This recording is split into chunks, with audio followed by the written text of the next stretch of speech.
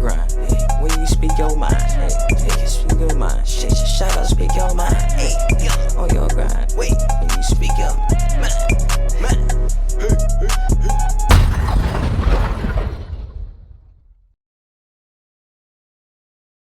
You are tuned into Speak Your Mind 2.0 SYM Networks. Speak Your Mind. We back. What's going on? What is this? Tuesday, September 20th. 2022. Speak Your Mind 2.0. It's your boy Seth. It's your boy T.Y.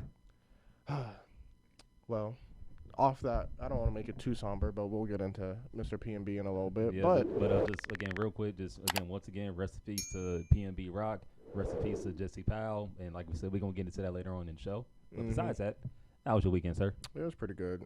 Nothing too crazy. Watched football like usual, but how was yours? Same as well. Watched football. Mom's birthday was this past weekend, so happy birthday, my mom. And saw the Woman King movie with her on Friday, but I'm going to dive into that later on the pop culture topics. Did she go to South Carolina, or did she already left yet? She got down there. I want to say like Friday night, Saturday day, or something like that. I can't remember, but it was Saturday.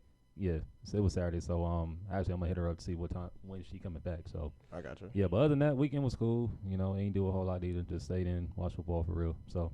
I feel it. Well, speaking of football, college football, is not disappointing at all. No, it is not. But a certain team did disappoint this past weekend in college football. Siri, shut up. I say Siri trying to get on this too. Apparently, she had some things to get off her chest. Exactly. And like you said, going to college football, Michigan State, what the hell? Was not expecting y'all to get your asses whooped like that against Washington. Michael Penix, he reminded the country like, hey, a healthy Michael Penix is a dangerous ass nigga. Man, because watching that, because like one, I didn't even watch the game, but I knew they were on. Yeah. But when I checked the score on my phone, I'm like, hold up, wait a minute. 22 to nothing? Yeah, once I seen like they were in the high 20s and Michigan State had like 11. I seen them had like 28-11 at one point. I was just like, bro, what is going on over there? But then rewatching the game, I'm like, oh, I see why they're struggling. Their pass defense sucks. Yeah, I mean that's been the consensus for the past like 3 years with. I was gonna say at least 2 because. I'm just going off of what we did to them last year when they came to us. I mean, just blew the doors off their asses. Yeah, I mean, with Mel Tucker, he hasn't figured out the passing side or passing scheme for his defense just yet because they're pretty bad. Trash. Yeah. Because like all them athletes you got in the transfer portal, you would think you would get some like some elite-ish type of cornerbacks and safeties. But I mean, hey, that's his problem, not ours. But it's funny, though, because you bringing up the transfer portal, I was listening to Joe Clout, which I enjoy his little podcast that he be doing now. It's a very good breakdown of what goes on during the week. But how he was talking about, like, the new form of recruiting and just how, for the next couple of years, how it should look in programs. Like, you should have 3 different recruiting cycles, or not cycles, but like systems, departments. There you go. Oh, okay. So you want to have a recruiting department for your transfer kids. You want a recruiting department for high school athletes. Your high school athletes, and then you want to have a recruiting department for the kids that you already got in your program because to keep them. Yeah. So, that makes sense. So it's like to your point with the transfer portal, like. Granted, yes, Mel Tucker and Michigan State have been doing a good job at pulling kids, but are they pulling the right kids? That's the right kids with the right scheme. Right, that fit their system. So it's like they run the same scheme we do, a 4-2-5. Mm-hmm. So it's like you gotta pay attention. We gotta see if like they're actually paying attention to who they're trying to pick up. Yeah, so. and another team that did surprise me this past weekend in college football was Florida State. Mm-hmm. And I told you this over the phone. Like, I got them beating Louisville, and long and behold, they did, even with them losing their starting QB. But Louisville's quarterback, Cunningham? Yes. Was it Michael Cunningham? Or I feel like it's something like that. I think it's Malik Cunningham. Yes, Malik Cunningham. Thank you. He's him. He's that guy. He's him. He's him. I mean, granted, you know, you're coming behind Lamar. Granted, he's about to like take if he's about to eclipse Lamar. Yeah, if he stays on this path throughout the rest of the year, he's about to eclipse Lamar's all his records, passing, running. Except get the Heisman. Yeah, I don't know about the Heisman, but he should be in contention for it. Yeah, he should be a name to. My thing is, and I will say this proudly, he needs to be in front of Will Levis as far as like Heisman contention, because I still didn't like how they just gonna make him like a Heisman worthy contender. I'm like, this is the same nigga that put mayonnaise in coffee. I'm weird. You gotta let that go. No, man.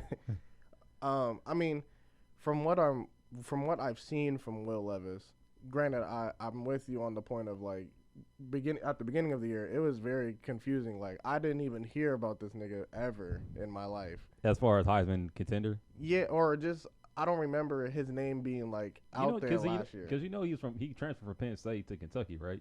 Okay, really? Yeah, he played in 2019. Remember, because when we played them in 2019, when Clifford went down, Will Levis came in and played. Did he have number 7 back then too? Yeah, he had number 7. Yeah. Okay, maybe he just switched different blues. He went to. Never mind. I'll leave that alone. He went from one set to the other set.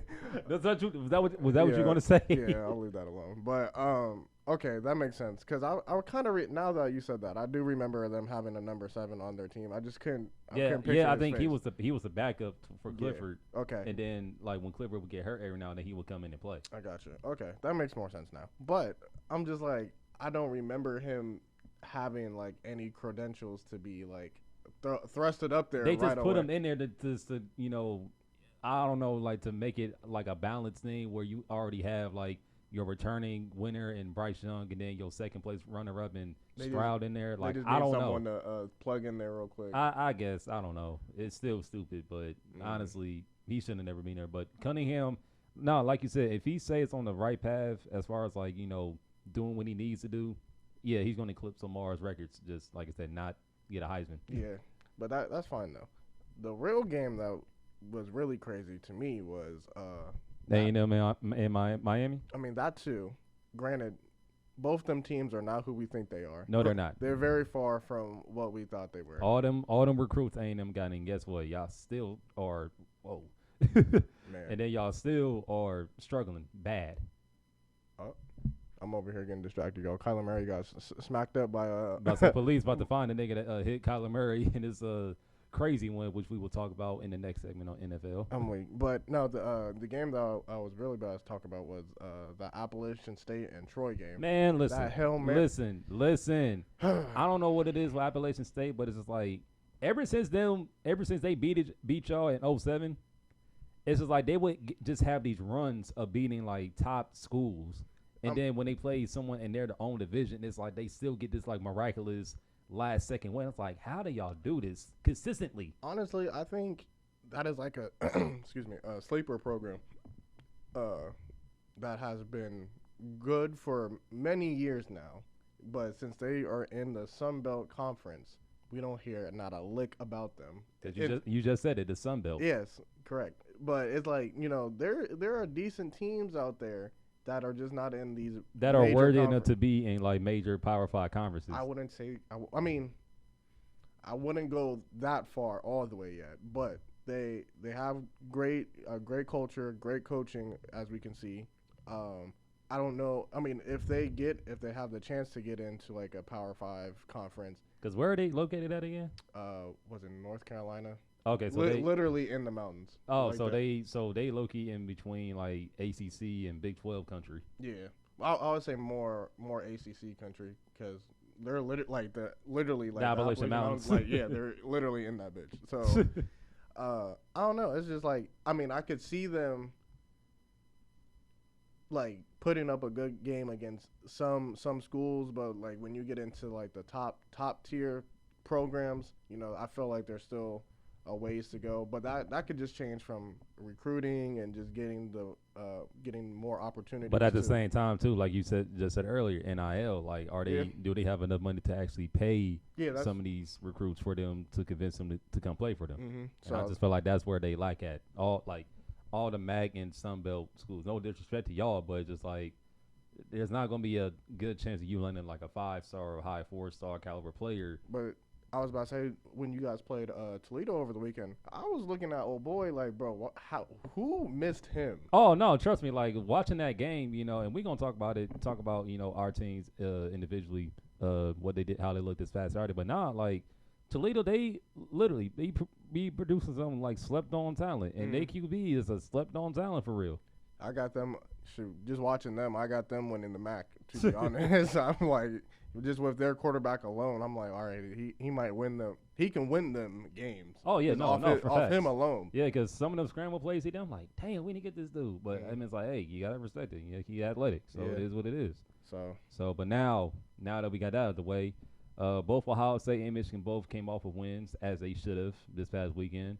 So, real quick before we dive into Big Ten play, what was your overall take from y'all just killing UConn, which I already knew y'all supposed to do that anyway? Obviously. No, for real, the only thing I'm taking away is I just want to see Harbaugh and Sharon Moore and Matt Weiss just take the handcuffs off of JJ and let him throw. I mean, yes, they're letting him throw the ball, and all his passes are accurate and where they need to be at.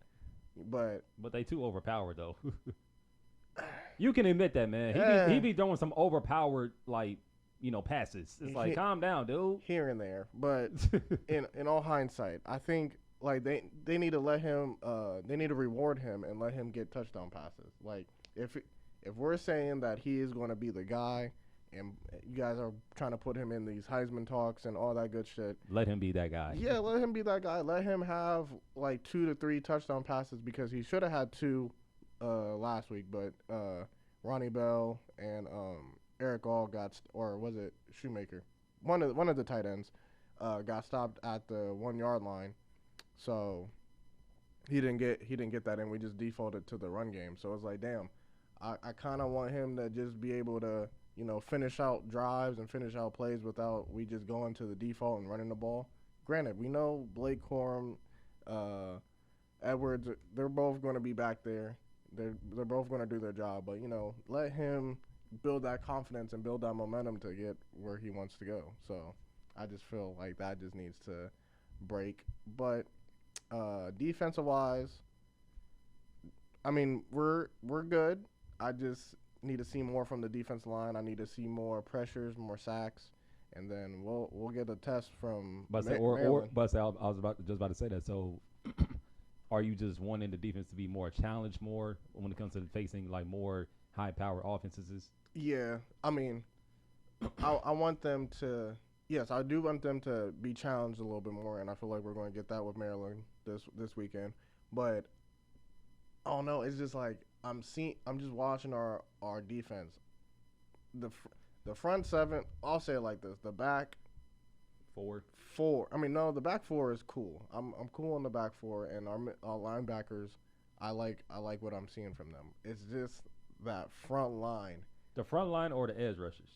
Both, because it's like the front. Yes, the front line is doing their job and pushing the line back, but it's like I'm not seeing anything after that though. Yeah, we're getting pressure here and there, but I'm trying to see niggas like clobber somebody. Like they need to like get in the backfield and like make it difficult for quarterbacks to throw the ball in those passing lanes, and I'm not seeing that. So in my opinion, I feel like we need to just move people around. I'm still trying to figure out why I haven't seen Adobe. I know who you're talking about. I can't say his name either, but I know exactly who you're talking about. But my man's from the transfer portal that we just got over from UTEP / Alabama. Yeah, I want to see more of him a little bit. Granted, I would have thought I would have seen him throughout these first 3 games, to be honest, just to see. He hasn't been playing? From what I've seen, from the times that I've turned the TV on, I have not seen him back there that much. Yeah, because I low-key been expecting him to play. I ain't been seeing him either when I try to be watching y'all. So it's like, especially, and that's what I'm saying, especially with these past 3 games, like we didn't play nobody. So like I get you're trying to rotate and trying to figure out lineups and all that stuff, but like, especially this past game, we should have been finding and shrinking down. Like, all right, we know who we want in these different situations. We know who we want to be on the field in these critical downs, and it's just been a lot of like rotation throughout the whole time. Granted, I get like So real quick, do you think the rotation might be y'all's downfall defensive wise? right now, yes, because it's like I get it to the point of like Harbaugh kind of turned this into like a preseason and like an NFL preseason type thing. So it's, Preseason NFL and preseason college, two different things, buddy. I mean, with the schedule that we had, I mean, we could really put it down like that though, because it's like with how he did the quarterback situation. That was just some BS from the get go. Y'all know for a fact, and he knew it too, that JJ was a starter, but he couldn't rule out Cade. I mean, you gotta give him a chance. You gotta give him a chance. So I can't be mad at what he did, but it's just. But it wasn't really a chance though. Like Cade was the main reason, was the starting QB last year, and he got y'all to the playoff. Right. You know, granted, JJ was incorporated in that, but he was not the starter. Right. Now, yes, we all know JJ has a better ceiling than Cade, but it was Cade's job to lose, and he lost it. And I understand that, so but it was like, but I will say this too. I just feel like Harbaugh just wasn't really. So you feel like he already had his mind made up, but he just had to go along with it. Yeah, because like then again too, like you said, going back to the transfer portal, I really feel like Harbaugh was scared that if JJ really didn't get the actual like, hey, you the starter, like before the season even started. But he said, you know what? For me to avoid losing him, let me give him a chance. Both of them a chance, if anything, mainly JJ. And then literally, Colorado State, I said it. I texted you. I'm like, yep, JJ's going to be the starter. Yeah, I mean, I knew that off rip from the first series. But it's just the fact, like, how quickly they gave up on Cade. I feel like. I mean, it wasn't the fact that they quickly gave up on him. I mean, we literally put it out in the media everywhere what we wanted to see from both of them. But I'll say Harbaugh needs to stay out of media in a bad way. I'm like, I don't know. He's very quirky. He has some. I don't think quirky is even the word to describe him. He has very, very interesting takes. So it's just like, I don't know. He be cool sometimes, but I don't know. It's just with that whole situation. I mean, I'll put it like this. JJ was hurt in fall. No, he was hurt in spring, so he had shoulder in surgery, so he didn't get to play not a lick of spring ball at all. So it was really Cade's turn going in. Then fall camp came around, and then that's when we see both of them start competing and everything. So I mean, yeah, you gotta give Cade the upside going into fall camp because one, JJ didn't play or take any snaps, and then two, he was he led us to the playoff and everything. But I mean, when you go out and only put up 15 points against Colorado State when you get your chance, and I'll admit, like I felt like the play calling was like there for Cade to display like, okay, what we've been hearing and wanting from him. But he just didn't execute. He just didn't execute not a goddamn thing. Granted, yes, there was a couple passes he hit, but it just game manager. That's all he was exuding. He was just being a game manager. Then once you see JJ get in there, my man's was averaging like 28, 30 points a half. So it's like, where do we really want to go with this? 15 points, 30 points. Let's take that upside, but I don't know. Those are just the things I'm looking at. I want to see offensively, just take the handcuffs off of JJ and let him do what he needs to do. Get them touchdowns, help him build his confidence, and then defense. I just need to see more pressure, and then, I mean, in all honesty, I think we're shaping up to be really good. I just need to see those things be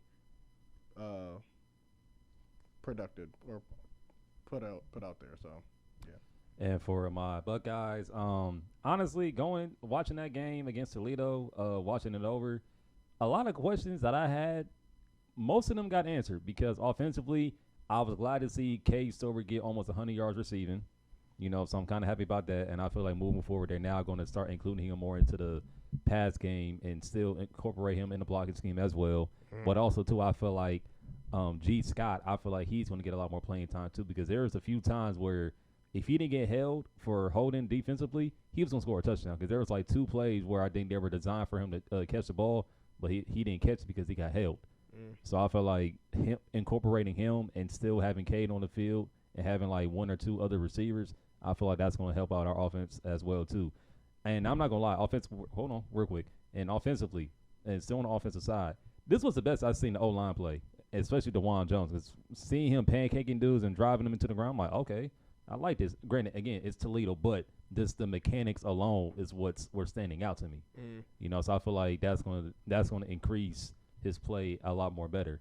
And offensive, and still just on the offensive side, Stroud is going to keep doing his thing. Marvin Harrison is going to be a problem. Emeka Ibuka is, again, telling us why he was the number 1 wide receiver in his recruiting class.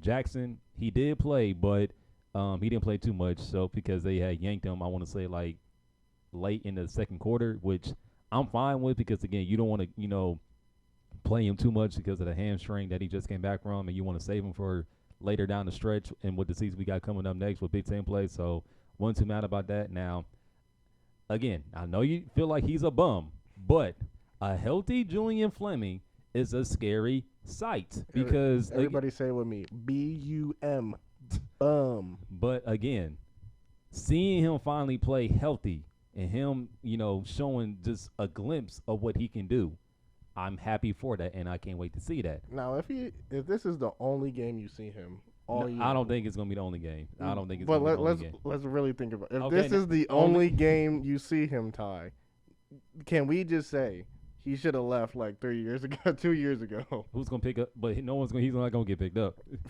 You gotta try his luck in free agency then, because I don't know. In my opinion, I'm kind of off the bandwagon of seeing him kind of flourish. How you feel about Julian Fleming is how the same way I feel about Cornelius Johnson for y'all. Oh yeah, I mean I'm cool with that because Cornelius he has proven time and time again that he's nowhere to be found when he needs to be found. Man.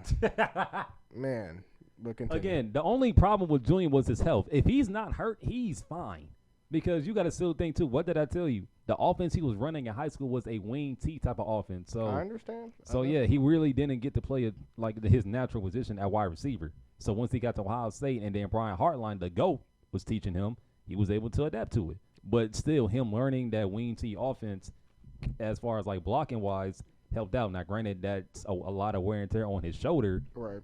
A lot why he had a lot of shoulder injuries coming out of high school, and why it took so long for him to get on the field. But I feel like now, going into all fall camp, they saying he was doing great, but I guess he must have probably tweaked something right before the Notre Dame game. But again, I trust this medical staff, and they probably say, look, he's healthy. I was about to say we gotta look at y'all's medical staff because niggas is dropping like flies. But hold on. But I'm pretty sure they talked to Ryan Day and say, look, he's fine, but we don't want to risk him, so let's just wait. And they felt like this past weekend was the time for him to play. And again, they probably didn't want to play him too much, but they wanted him to get out there, get some reps, and he didn't disappoint in that small glimpse.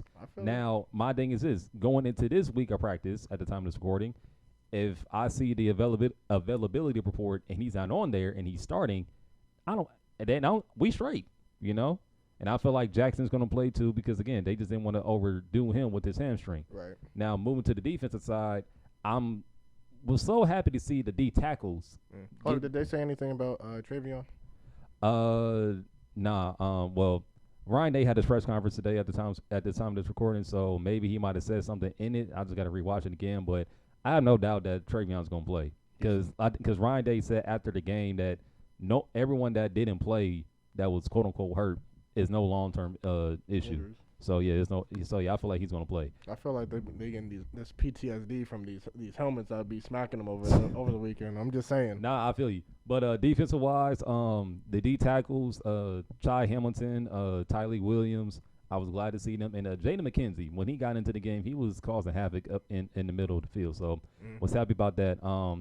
The pass rush, I feel like it's slowly getting there with Javonte Jean-Baptiste getting, I want to say 2 sacks. Yeah, he got 2 sacks a game. And did Hall? I didn't see Hall. No, he didn't play either. He didn't play? Okay. Because remember, he got hurt in was it Arkansas State? Yeah, he got hurt against Arkansas State, but it wasn't like too severe. It was just again they didn't want to risk it, but they said like we gonna. They probably said like, look, don't play this week. We gonna play next week, and I feel like that's what they did for Proctor and Tanner McAllister too as well because they didn't play because I figured because when I heard that I'm like, wait a minute, where they at? And they literally had to find out like an hour before the game even started or something like that. So. Again, everyone that was hurt this game is probably going to most likely play this week against Wisconsin.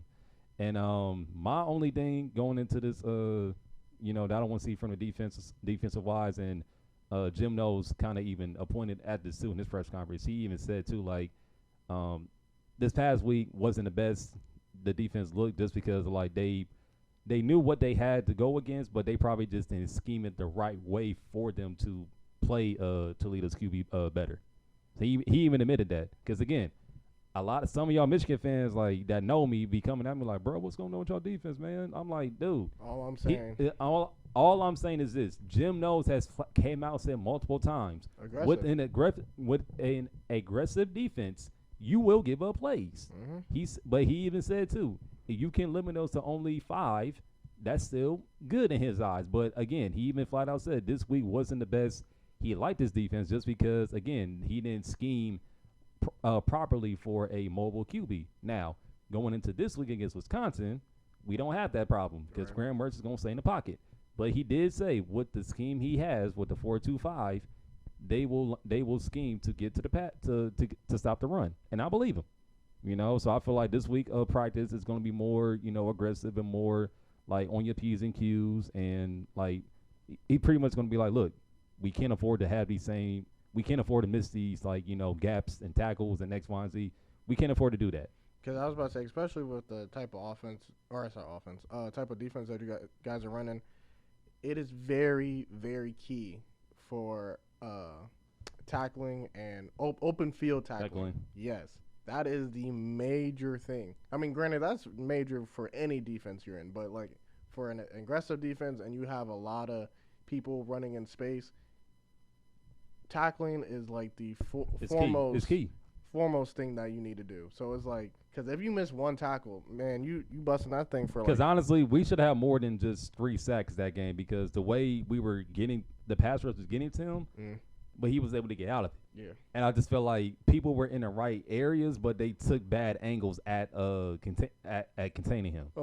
And I feel like, this week we won't really have to run into that because, again, Graham Mertz, he's a straight-up pocket QB quarterback. So I already know Wisconsin's O-line is going to be, elite as far as, like, run blocking and pass blocking. But I just feel like with the athletes that we have on the D-line, we'll be able to get there. And the linebacker play is still playing at a high level. So do you think you guys are ready for that 3-headed monster that they keep talking about that they got for Wisconsin? Oh.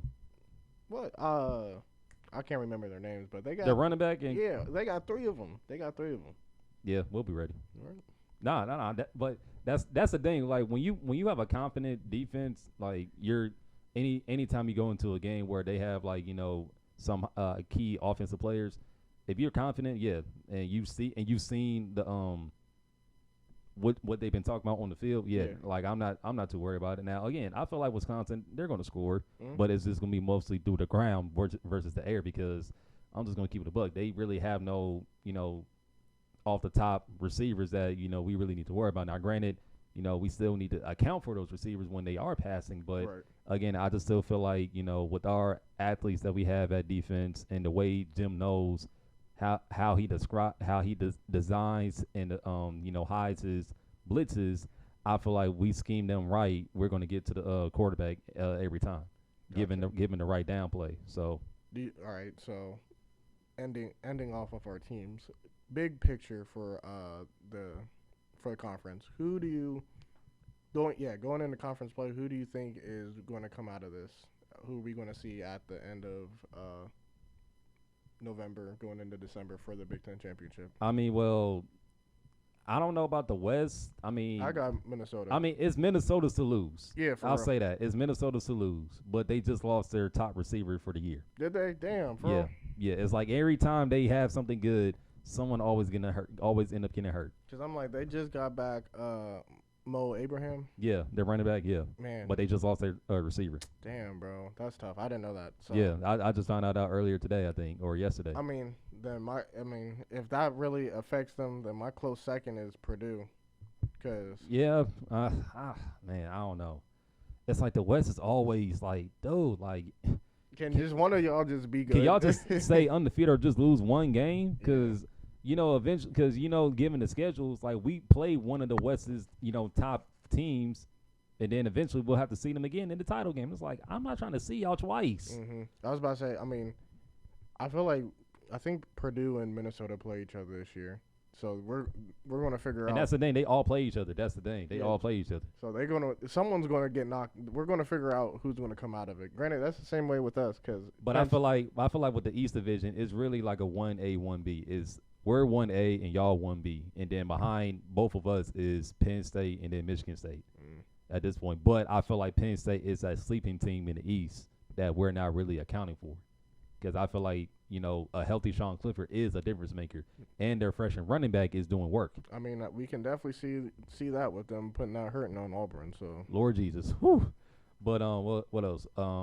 But yeah, so yeah, as far as like the East, again, like we still all play each other too, but y'all play Penn State on the 15th, and that's our off week. And then I think coming back from that, that's when we play Iowa. And then after that, that's when we play Penn State on the 29th. But it's a new game for us, not the whiteout. So I'm still kind of mad about that. But yeah, so I'm just saying, I'm definitely saying that gauntlet I always be talking about when everybody plays each other, especially in the East. Yeah. When we play, we're gonna find out very very quickly who's coming out the East, because honestly, let's just keep it a buck. Like, I'm not trying to foreshadow anything, but it's gonna come down between us and y'all. Duh. I mean, it does that every year. Right. But I'm just saying though, because like again, I just feel like when we play Penn State, both teams, I feel like that game's gonna go either way. Because if Penn State can still play at the level that they're playing, and their defense is still holding up, and then if we still continue to do what we do and still improve, vice versa with y'all, then when we play Penn State, because we have to go to Penn State, they're coming to y'all. Right. So it's just more so the fact like. And that's supposed to be a maze out for us when we play them. A maze out? Yeah. You're just going to see a sea of yellow. That's about it. A sea of yellow. I ain't seen them jerseys since y'all played Florida in the bowl game.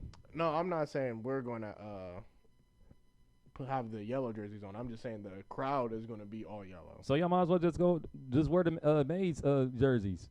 Y'all might as well. I don't know. If we doing a scarlet out against Iowa, y'all might as well go in and do that against Penn State with the maze jerseys. Hey, we doing a blackout against Wisconsin. We don't really do a lot of any outs that much. Y'all need to. That's the wave. I'm just saying. That's the wave. You're right.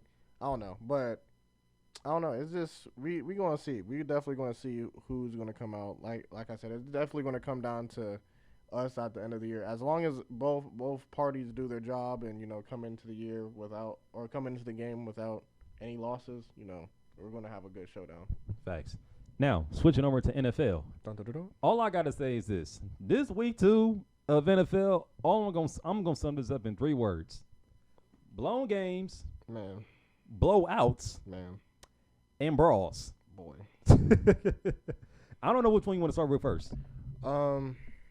Let's go with the blowouts first. Can we just say that if the Bills can beat the Chiefs, that they're going to the Super Bowl? Oh yeah, I even tweeted. I tweeted this, y'all. I made this abundantly clear. Adrian Peterson is going to get picked up in free agency, or not free agency, whenever they get a chance to pick up players during the middle of the year. He's coming to Buffalo, and they're winning the Super Bowl. That is, or going to the Super Bowl at least. Now that I'm so iffy on, but I will say this though: if they can secure home field advantage in the playoffs, they're going to the Super Bowl. I can agree with that too. Because the last thing they want to do is play Kansas City again at Kansas City. Now, again, they were the better team last year, but Kansas City just found a way to win. Mm-hmm. I mean, we're looking at Josh Allen right now. That man, he's going to win the MVP in my opinion this year. And Stephon Diggs is reminding everyone why he's him. Yeah. So, like I said, the Bills are it this year. Like I don't think there's no stopping them this year. And like I said too, them getting Von Miller I feel like the missing link on defense. Yeah. The Bills are it. I mean, granted, when that showdown happens though with the Chiefs and Bills, because I feel like that's gonna be the game. That's gonna be the game to watch. Yeah, what else? Who else blew some leads, or who else got blown out? No, the Vikings. The Vikings. Yeah. Granted, all this happened last night. At the time of this recording. So Monday Night Football just had passed. They had a doubleheader with the like we said, the Titans and Bills and Vikings and Eagles. Yep. And both visiting teams combined for 14 points. Man, I'll say it like this: the Eagles are winning the NFC East. Yeah, the Eagles are here. Granted, I still want to see a little bit more from the offense. Yeah. I'm agree with you there. Yeah, I need to see a little bit more from their offense. But all the criticism on Jalen Hurts from the past couple of years, saying we don't know if he's the guy, this, that, and the third. I mean, granted, this was one game. This was the second game, but this was the first game we seen Jalen Hurts at his full potential level. He looks very comfortable. Yeah, he looks comfortable. And this offense is explosive. Is explosive and tailor-made for him. Exactly. And then it doesn't help too that you have your a former teammate in Devontae Smith on the same team as you. And I feel like anytime when you're in the NFL and you play with someone in college and y'all end up on the same team, man, I just feel like that's like a nice little safety blanket for you because it's kind of it's evident what Joe Burrow did with the Jamar Chase last year. Yeah, for sure. So. I mean, we're gonna get into Joe Burrow in a quick second too, but who the blown lead part that you were talking about? Yeah, I was gonna ask. So whose blown leads was the worst? The Ravens. That's up there. I gotta go with the Cardinals and Raiders, bro. I gotta go with the Cardinals and Raiders. That was just a good play, though. But the Raiders should have won that game, man. I give it to you. They should have won that game. But I think don't get me wrong. The Ravens and Dolphins game I'm like, yo, what? Tua, yo. I'm gonna just put it out there. So let me just say this before you say your part. Was it really more so them coming back, or was it the defensive play call for the Ravens that was the reason why they lost that lead? I think it was them coming back. I think with Tua, I feel like Tua is actually finding himself now. I mean, you've given him one, again, how you just said, Jalen Hurts and Devontae Adams. You gave him Jalen Waddle. Yeah, you put Jalen Waddle and him together, and then you add Tyreek Hill. Who's a veteran. And you can't – everybody's been saying this. You cannot double-team everybody. Someone you really can't. Is open. Especially when you got two niggas that are both 5'8" and 5'9", but know how to run routes and will speed past you given the right play call. Dog, that shit is crazy. And it's just like – it just makes you just scratch your head. It's like, how do we even attempt to contain these niggas? Yeah, so it's like, I don't know, man. I feel like the Dolphins might have something. Granted, they're not winning their division because you got the Bills in there. And honestly, and real quick, man, I forgot the Chargers was in the same division as the Bills and Chiefs. Just think of, we've been saying that since the season has began. Because on paper it's like they're tailor made to make it out the playoffs, given what they have offensively and defensively when healthy. All those teams are made to go to the playoffs. But that whole division might take up every spot if it's possible. That could happen. Because honestly, it's like I like most of the teams in the AFC, but it's just like someone got to win and someone got to lose and someone got to represent the AFC in the Super Bowl at the end. Granted, I'm still going to rock with the Bills, but I just forgot, damn, the Chargers are in the same division. The AFC West is, the hardest division this year. That's just foregone. You got the Chargers, you got the Chiefs. Raiders, and Broncos. Yeah. The Broncos are going to. They're going to make the playoff, but I feel like they're going to get in through a wild card situation. I don't know. That's going to be hard because I'm going to throw the Dolphins ahead of the Broncos for real. No, I can see why. For that wild card spot. I can see why, because even with Russell Wilson, they still kind of struggling. So, I don't know, man. But I think for the blowouts, that Ravens game, that Ravens and Dolphins game was it. I mean, my man's threw 6 touchdowns. Think about that. And I think it was all within like a minute span or something like that. You talking about Tua? Yeah, Tua. He had they came down with like. But I ain't gonna lie, though, when Tyreek Hill mossed one of the Ravens defenders, I'm like, yo, how did you let this happen? Mm-hmm. Shoot, Waddle did the same thing. Yeah, toward the end, yeah. I'm like, bruh, like y'all can't let these niggas do that to y'all, man. Oh no. But nah, I gotta say the Raiders and Cardinals just because like the Cardinals was losing bad. My man I think my man's has a concussion. Who? Carr? No, not Carr. The receiver that got blown up after fumbling. Who? I forget his name. Yeah, I know. Hunter Renfrow. Yeah, Renfrow. Yeah. Because Isaiah's.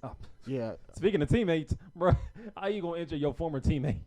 Yeah, beef with him during the. I mean, but like, don't get me wrong though. Like that hit was key. Vicious. I mean, like he straight like targeted the ball and just decked him, and then that led them to winning the game. But honestly, like again, like on paper, like the Raiders, they're not a bad team. No.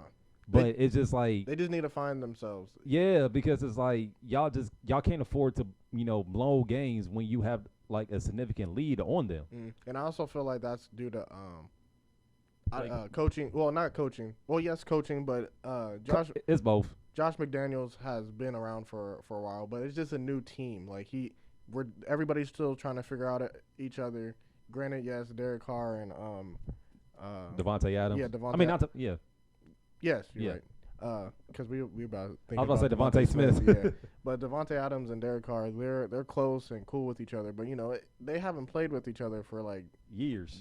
So it's like it's all a learning process, learning curve. So I feel mark my words too. I also tweeted this: the Raiders are going to be close to the Super Bowl next year. I believe or it. Be in it as well. I believe it. Because guess where the Super Bowl's at next year? Vegas. So all the pressure's on them to win next year For sure. and stay in their home state to play in the Super Bowl. Exactly. So pretty much they got to do what the Rams did last year. And the Bucks. And the Buccaneers. What you mean? Remember when Tom Brady? Oh, yeah. So that's right. The past three out of the four Super Bowls have been in people's home state. Yeah. So I feel like we're going to follow that trend, and we're going to see at least the Raiders be close, be in the AFC Championship game, or be in the Super Bowl next year. It's one of the two. Now let's get to the brawls, because Lord Jesus, it's no doubt in people's minds that the Bucks and Saints just love having smoke with each other, mainly Mike Evans and Marshawn Lattimore. And this past weekend did not disappoint, because watching that game before I went to sleep, both defenses were shutting down both offenses for the Bucks and Saints. Yeah. Now, my thing was when, again, I didn't watch it initially. I heard it because I was sleeping. And then when I woke up and I seen what happened, I'm like, okay, yeah. So this is just another. it's just so funny how, like, Winston was on both sides teams. of the ball when stuff like this happened. Like the first go around, he low-key instigated that with Marshawn by poking him in the back of his helmet. Mm-hmm. And then when Marshawn turned around, next thing here come Mike Evans blindsiding him from the back. I wonder, I just think about that since you just said that. Are they cool since they're now on the same team? I don't know. I mean, I would hope so, but I mean, I don't know. You playing against your rival, and it's a rivalry that every time y'all meet up, it's always gonna be some smoke happening. I bet during like practice, Winston and Lattimore be talking mad shit during like. Bro, I ain't gonna lie, I never thought about that. Like, so what was you thinking when you poked me in the back of my helmet? Like, what was you thinking? He'd be like during the scrimmages, he'd probably get an interception. He'd be like, "You remember when I I'm like, oh. It had to be something like that. But like, so let's just break this down. So if y'all actually watch what happened, long story short, the Saints made a play on defense to stop the Buccaneers on offense, and I think it was Marshawn that made the play happen. Yep. And of course, as a competitor, you're gonna talk your shit, and he was talking shit to the sideline, and then coming back, Brady and Leonard Fournette was in his vicinity, right? And I guess he must have said something to Brady. And again, Brady is no saint; he's gonna talk his shit too. So him and Brady was going back and forth, but Leonard Fournette was like right there too. So naturally, you're going to step up and protect your teammate, and that's what he did. But then out of nowhere, here comes 6'3", 6'4", 6'5" Mike Evans and just straight bull rush Marshawn Lattimore to the floor, and then that led to just an all-out brawl. Yeah. You know, and it just came out recently that Mike Evans is suspended for 1 game without pay, but he is going to appeal this suspension, which I mean anyone in his position would. Now I my don't think thing he's is, gonna win, but you know. but like my thing now is who's more so in the wrong, because also too if you saw the replay and you read what Mike Evans said, he said, "That's Tom Brady. What you want me to do?" I mean, with him saying that, I get it. You know, you want to protect your teammates. You know, and you know Tom Brady is one of the greatest quarterbacks that have played. So Sadly, sadly, I get it, but I don't know. I just feel like on both ends, it's like you got to know the situation. You got to know what's at stake. And for the Saints, for Lattimore, you got to know what you're going for. Like you just stopped the Bucks from, I think it was about to be like what, third and 12 or something like that. They were down in distance, so it's like you just stopped them and you about to make them punt. But you over here doing all this extra stuff, talking, and you putting your team in a bad situation for the Bucks to go back down the field and potentially score. and sadly that fight sparked the Bucks to win the game. That sparked the defense of the Bucks. That too. I mean, I feel like that's another thing we need to talk about too. Are the Bucks all on offense as potent as they've been in the past 2-3 years, or not? No, just because they lost, like people been getting hurt lately, and they've been losing out on key, offensive weapons that helped them get to that Super Bowl when they won it. Excuse me, because yeah, I think this is a more defensive led team. And I feel like they've been a defensive team for like years now. It's just when you get Tom Brady, who again is the all-time great QB, it's like, okay, now whoever you have offensively, he's going to get the ball to them somehow, some way. Right. So I don't know. Like I said, you just gotta know where you're at with it for real. It's like you gotta check your emotions on both sides. If you're Mike Evans, yeah, you want to protect your mans and all, but don't do it to where you're gonna get thrown out the game and now you getting suspended without pay, and now you gotta appeal the suspension. Mm-hmm. And for Lattimore, you did that to yourself and to your team. By doing that, you sparked the. I mean, both teams did it to each other, but I get what you're saying. Yeah, it's just you gotta take accountability. That's what I'm trying to get at. Take accountability for what you did, and just go from there. Facts. Now, to almost wrap it up with the NFL talk, you put down here is Joe Burrow becoming the next Andrew Luck. Now, when you said that, my thing is this: the only difference is he made it to the Super Bowl. Andrew Luck hasn't, and he's always been getting hurt. Now, I will say I do see your point as far as like him always getting hurt, and not hurt, but sacked heavily. Mm-hmm. That's my only fear. It's just like I'm not trying to see Joe Burrow get hurt again, because I know his first year he wasn't about to last long, because the way the O-line was protecting him and the way he kept scrambling, it was just going to be one play where someone just takes his knees out and then boom, he tore his ACL. Dog, first of all, coming into this year, my man had his appendix taken out. So let's put that in perspective. He's already one less appendix in his body. Then he didn't play. He didn't do no preseason. He didn't do anything in training camp due to the appendix. Now I'm here. I found out that he wasn't even supposed to be playing these past 2 weeks. He was still supposed to be on bed rest. So on top of all that, your offensive line is still garbage. It's not that. It's like the offensive line they had in the Super Bowl, half of them are not even playing. Exactly. So it's like, I mean, because Isaiah Prince, I think he's just, I don't know if he's hurt or not, but when I seen him, he was on the sidelines in street clothes. I think some they got rid of some of them too. Yeah, no, some of them left. Yeah, some of them left. So it's just wild to me. I gotta give it to him for being a competitor and wanting to be out there, but who's their backup? AJ McCarron. Shit, it's been a minute. I would say yeah, but I don't know, honestly. But you just gotta you just gotta think about that. He's out here giving it his all, and his team is not even out here protecting the franchise. That is the franchise that you letting get pummeled around, getting hit 13 times or sacked 13 times already. And it didn't help that you was going up against a team that has like, I'm not calling him the next LT, but you had a guy who Micah Parsons, who is just a relentless pass rusher, and you allow him to sack him more than once. I think they just need quick sidebar. I think the Cowboys just need to move him to like a edge rusher and not a linebacker. Nah, keep him what he's at. Like he can still play coverage. He can still do that.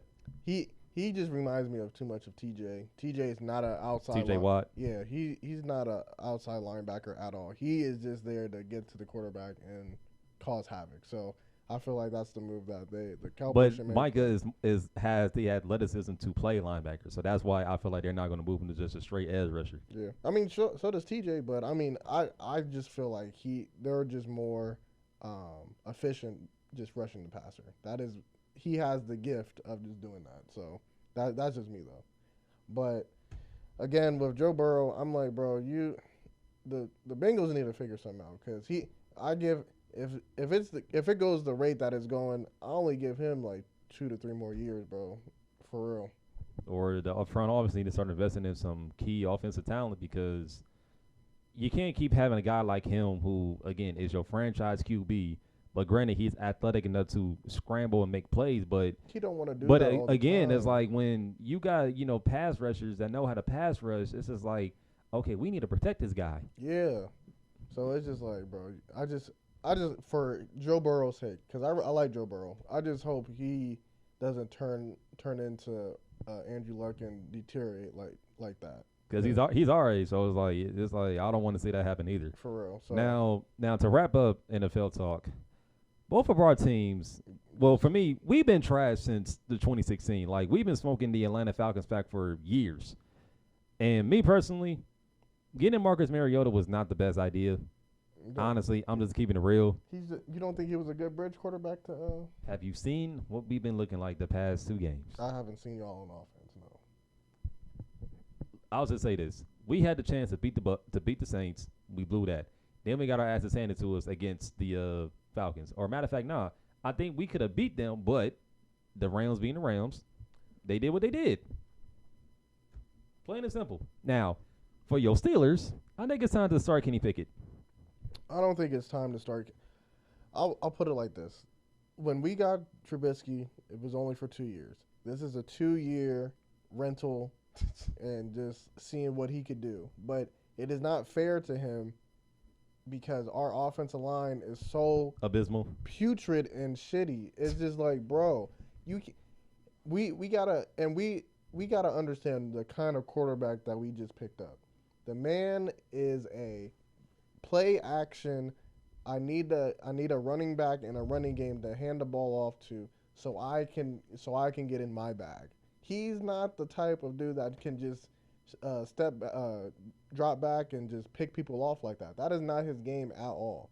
So for us to get him and not have a solution to the offensive line, that is a disservice to him and a disservice to us because it's like we're sitting ducks. Like he's a sitting duck. We can't run the ball with Najee. My nigga's only averaging like 2 yards per play.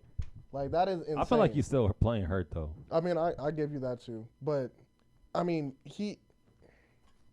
we can't expect him to do anything when the offensive line is not pushing the defense off the line of scrimmage. Like he's getting those 2 yards by himself, literally. There's no help from the offensive line. So it's just like, bro, I don't know.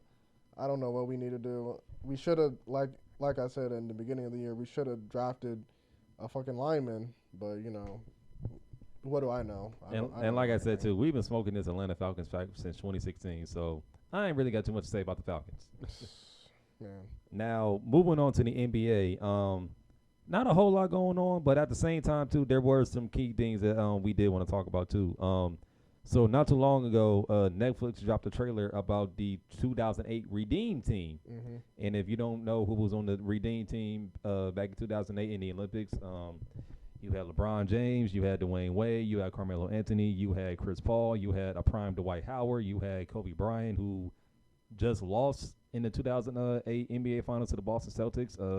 You had him. Who else did you have? Darren Williams. Yeah, Darren Williams. You had, I believe Jason Kidd was on that roster. I think so. Was Jason Kidd, Michael Reed was on that roster as well. Was Garnett on there too? No, he was on the 04 one. Okay. Yeah. And I think was Tyshawn Prince on there too? He might be. That I feel like that. That feels right. I can't remember. I feel like he was, and also Chris Bosh was on that team too. Yeah. And pretty much they were just going, making a documentary on how. Did you say Chris Paul? Yeah. Okay. And they were just pretty much going in, and they were pretty much explaining in the trailer how pretty much it's been a while since the U.S. basketball team has won the Olympic gold since, I want to say, the Dream Team in '92. Mm-hmm. And when they were putting this team together, they pretty much just said, like, we all had to trust each other and, believe in one another to win.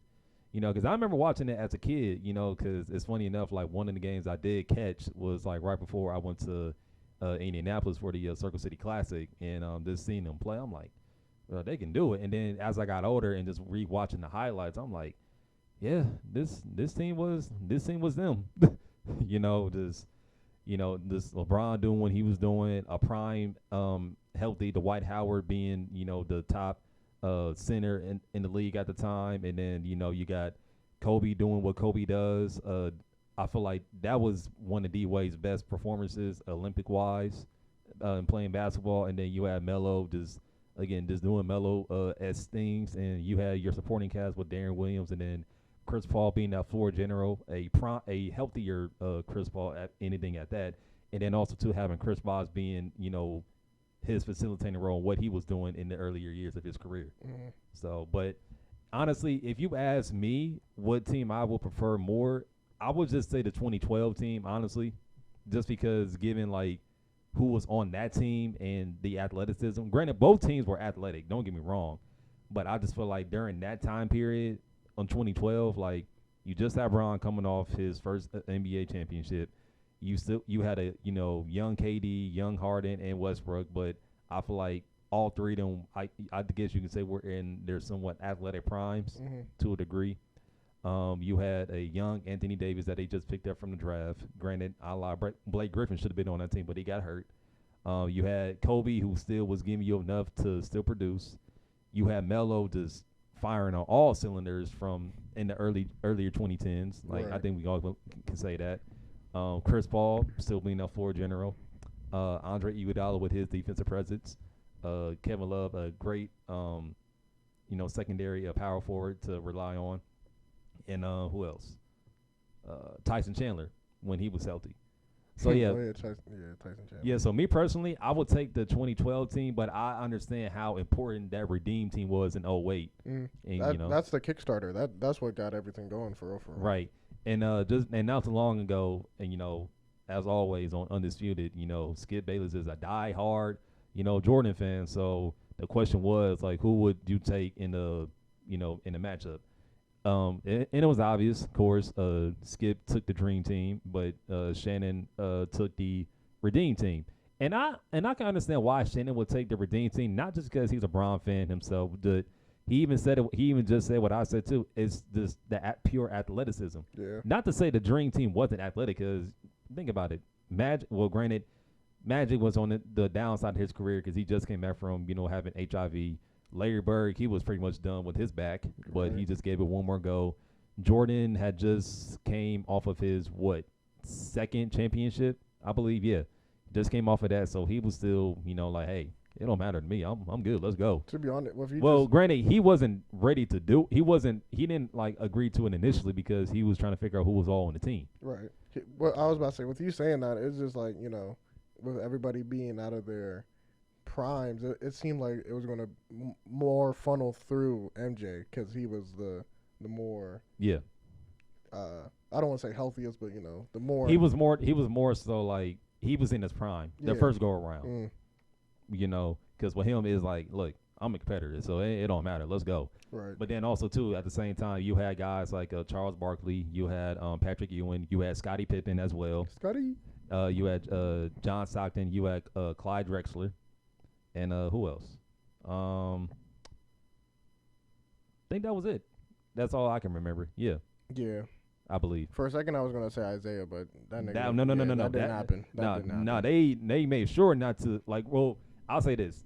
He even said it in the last dance that he met all the credentials to make the Olympic team, but at the time of basketball during that period, Bad Boy Pistons, what were they known for? Winning games and scuffling in the middle of games, and Right. Isaiah was solely in the front of that. Mhm. And again, the Bulls and Pistons rivalry back in that day, not the best. So Jordan wasn't trying to play for someone that he had to go up against in the regular season, let alone the playoffs. So yeah, that wasn't about to happen, and it still doesn't help that you had the Pistons head coach Chuck Daly, RIP, coaching the dream team. Right. But Jordan trusted Daly, but he just didn't trust Isaiah. But none of the players did, honestly. But it is what it is. But if you had to ask, who I would pick, I'm still going with the 2012 team. But like you said, the 08 team was the kickstart to what the Olympic basketball team was able to do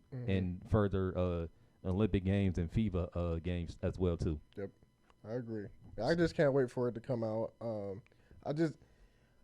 I'm just ready to get into some of these docs.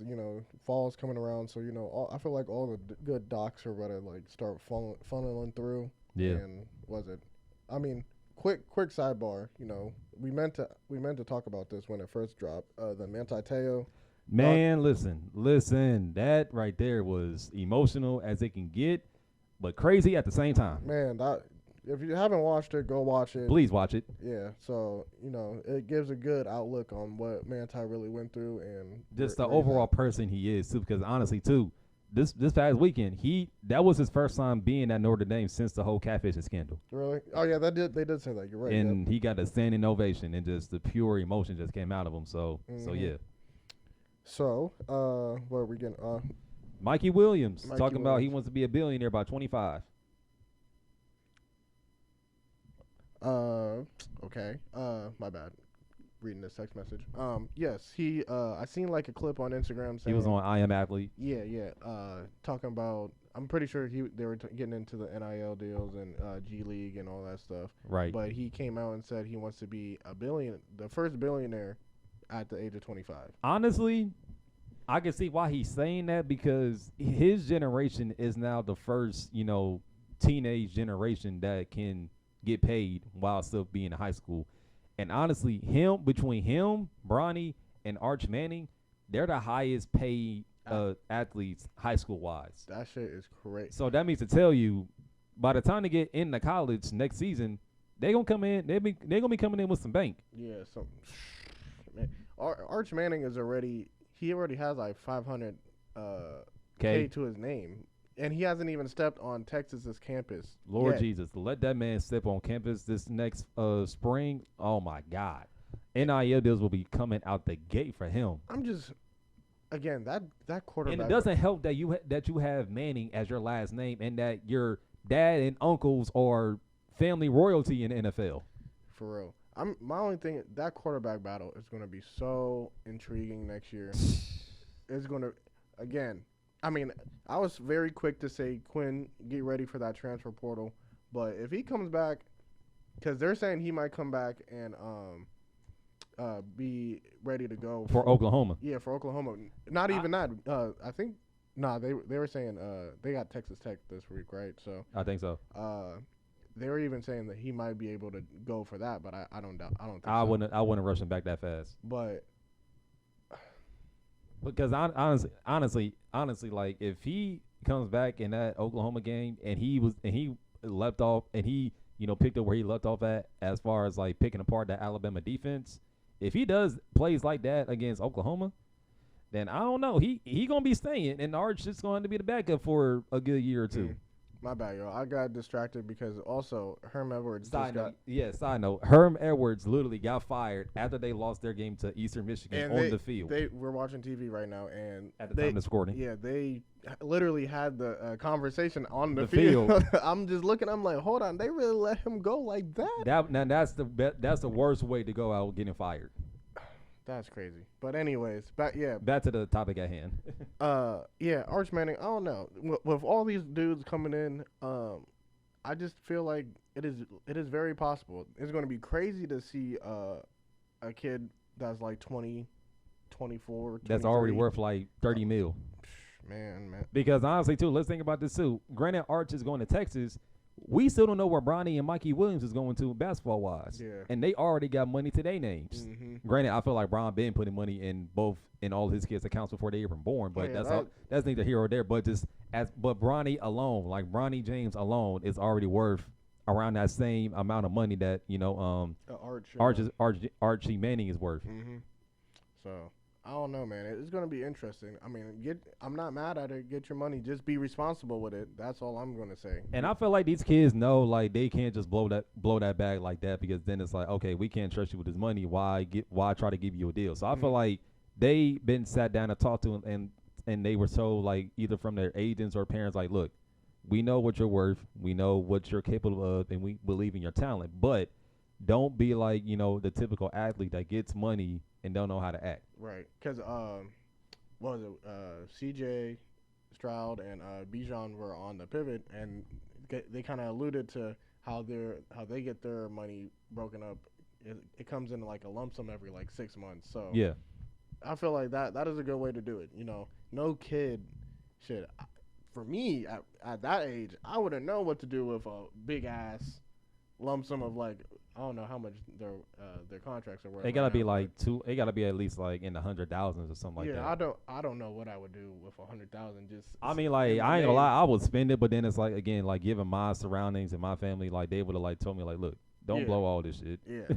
So it's like it's good to see that they have systems in place and people to talk to figure those things out. So I just want them to make sure they're doing that first. And honestly, like, going back to Mikey, what he said about being a billionaire by 25, I mean, like I said, it's possible, but I just feel like he has to be with the right team that knows how to get him the right deals. Mm-hmm. And at the same time, too, he has to produce on the court, which I believe he will. But again, I still feel like he has to be the oldest high school basketball player I've ever seen. Niggas, they've been talking about him since he was like a freshman, or in 8th grade. I feel like it's been like that. Either or, he been the oldest high school player I've ever seen. I was about to say what I mean, we know possibly what the top schools are looking. I don't know, honestly. I mean, the only time I hear about Mikey is when he's dunking on somebody. I don't really know his recruiting status or whatever. I feel like, I mean, it's probably between Duke, Kentucky.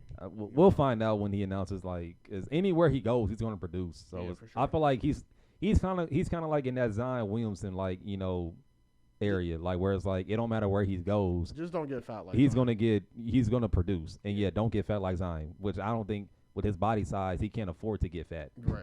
You know what I'm saying?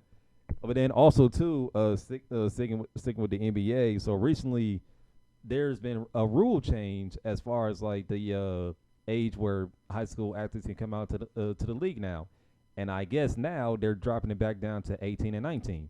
Now, again, the reason why I'm saying this is because LeBron James has come out and said very oftenly that he doesn't have long in his league, but the one thing he would love to do is play with his son, Bronny, in the NBA. Mm-hmm. And not just Bronny, I think Bryce too can make it, given what he's now becoming into with his basketball play. I agree. But, it was obvious, like, when he said that, everyone immediately thought, oh, he wants to play for Bronny.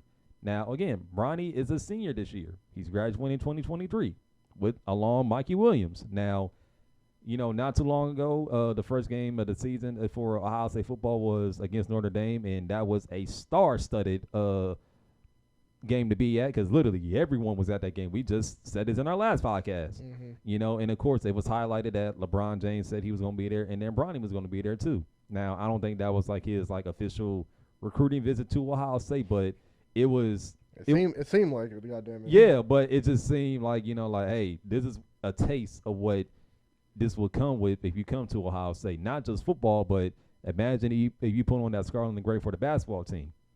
You know, I think you would be looking better in some amazing blue, but you know, it is what it is. We ain't gonna really get into that. So it is what it is because he has not come out and said anything about his top recruiting schools yet. So, nope.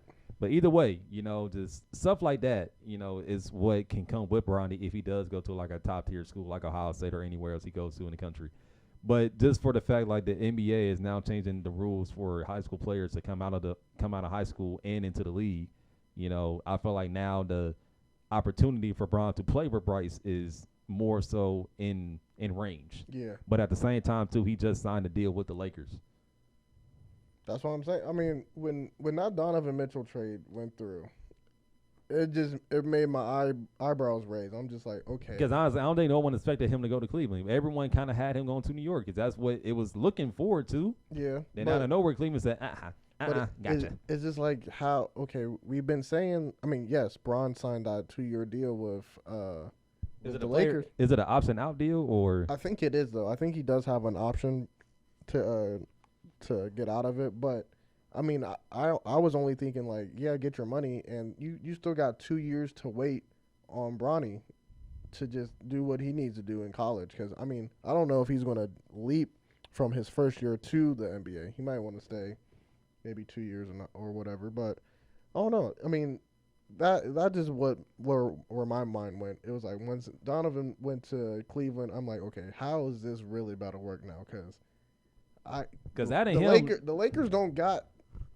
nothing to give to try and get Bronny to come over there. It would have no, they really don't. It would have to be Bron going somewhere else to team up and be with Bronny. But I don't know. That's just the thing. Because honestly, like, you know, with them adding Donovan Mitchell, the Cavs are a solidified playoff team. It's just they got to all be on the same accord. Right. So, but yeah, like I just feel like now, like with the league now changing this rule, it's in more range for Bronny to play with LeBron. But at the same time, it's like, okay, if LeBron's contract is an option out deal with the Lakers, and given where whoever gets Bronny is like, all right, how much are y'all willing to give up to get Bron for him to play with Bronny? Right. You know, because again, he also didn't roll out that him going back to Cleveland was not, you know, another ideal situation. And, you know, hey, who's to say that the Cavs pick up Bronny and LeBron wants to play with Bronny in Cleveland? Again, my thing is like, okay, what is Cleveland going to give up to get Bron back again? That's granted, they will make a way. Now, I feel like you got to get rid of your entire bench, get rid of Kevin Love, and give up half of the ownership.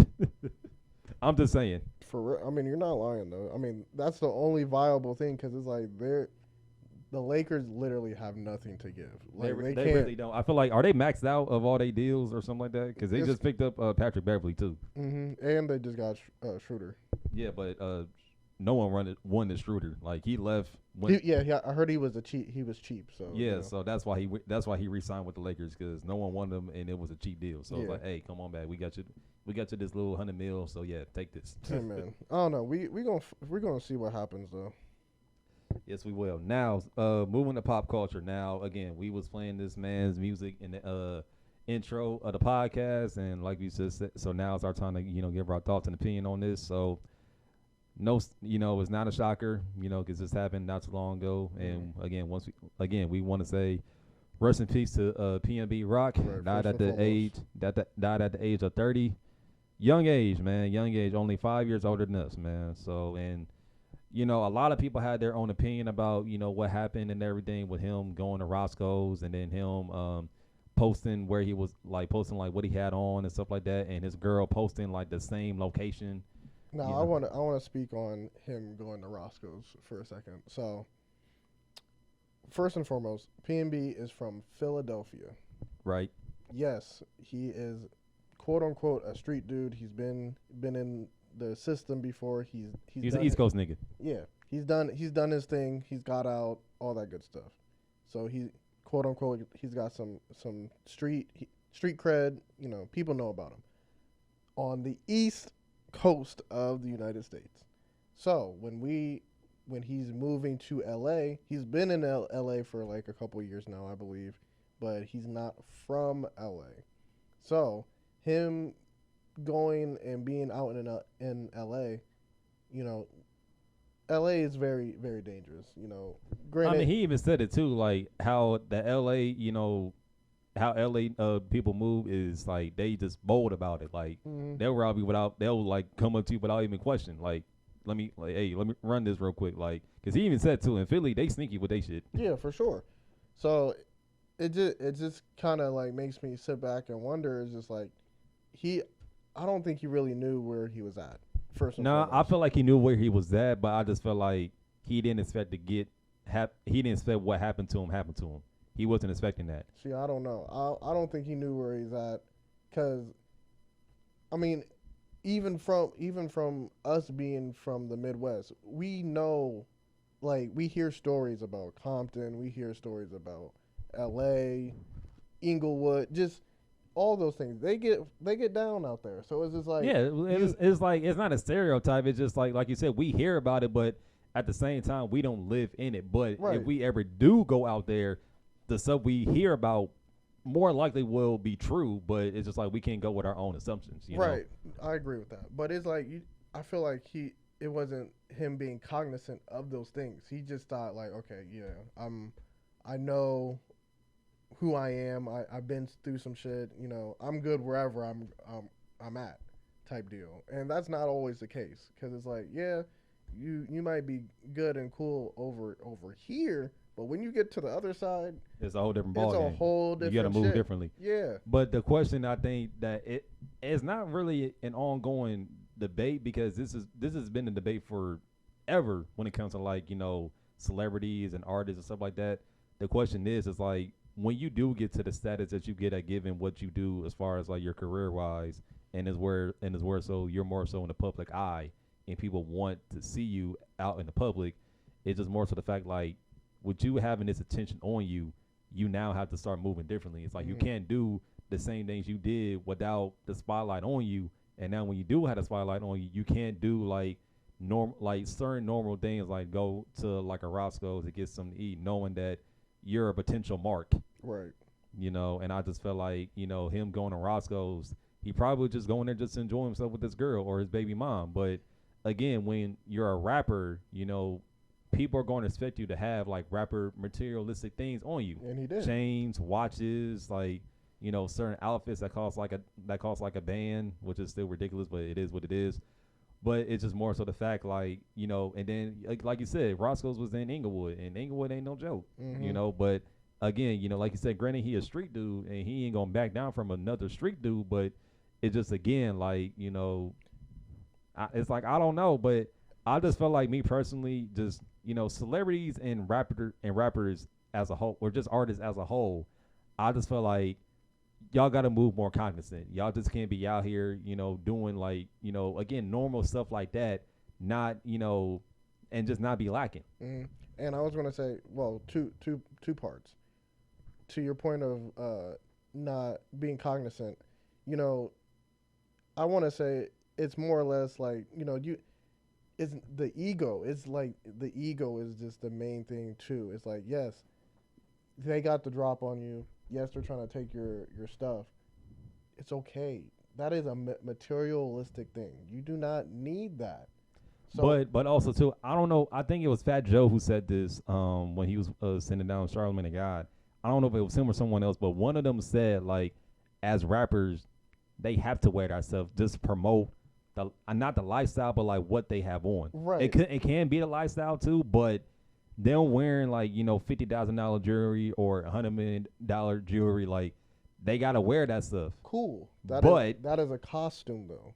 Exactly. That is a costume. You can, if you keep wearing your costume, then you're going to have no choice but to Stay alert. Yeah, stay alert and keep exuding. But that still has to stop rappers from just dying without them having that stuff on. Cause right. A la Nipsey Hussle, a la Pop Smoke. One was at his store in his neighborhood, and Crenshaw.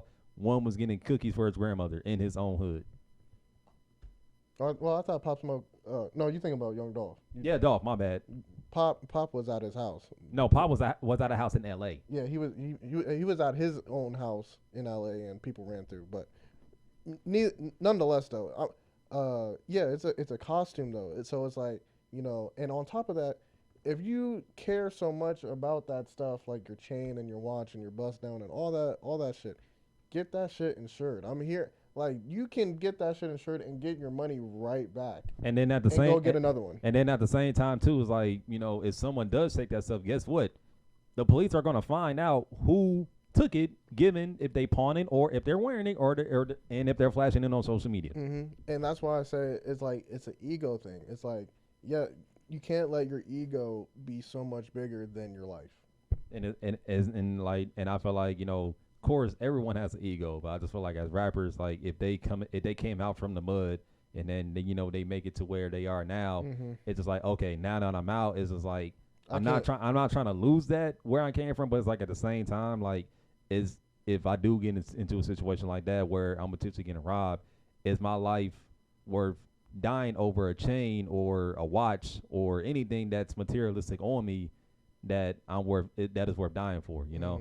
And I felt when we first heard the story in our group chat, we were assuming that his baby mom set him up and stuff like that. But then more reports came out and said that even PNB Rock was posting stuff on where he was at. So and I want to say that too because you know, we don't know what she's going through right now. Like I just want to give condolences to her and make sure that she's okay because, you know, like Ty just said, that was the father of her daughter, you know, her friend, someone that she's been able to confide in for multiple years now. So it's just like, you know, we're just not taking consideration on how she's feeling, and we're just putting all the blame on her. That shit is wild. So I definitely want to take back what I felt. Same as well.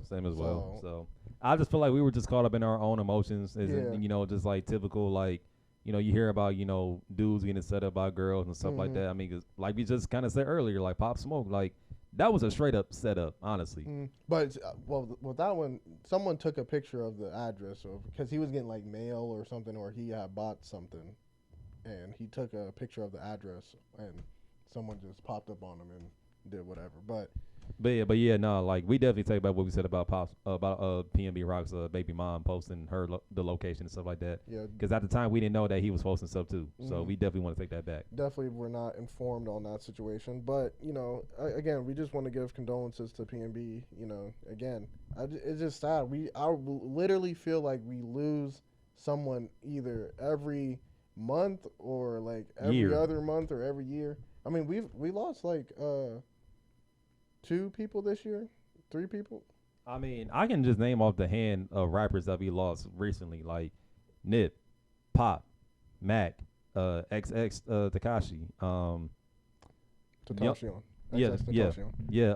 Young Dolph. But that one still messed me up.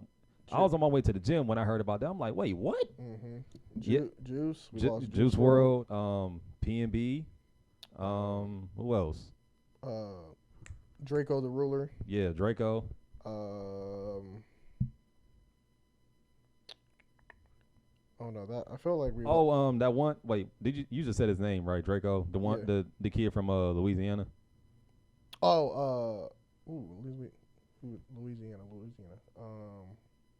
Not. I thought Draco was from California, but there is someone from. There was a rapper that died from Louisiana. He was like 23, 24. I forgot his name, but his face is like literally in my head right now.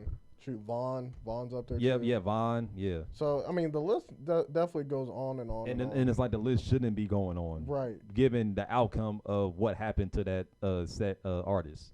So I mean, it's just sad. I just hope this stops eventually. Like it's like.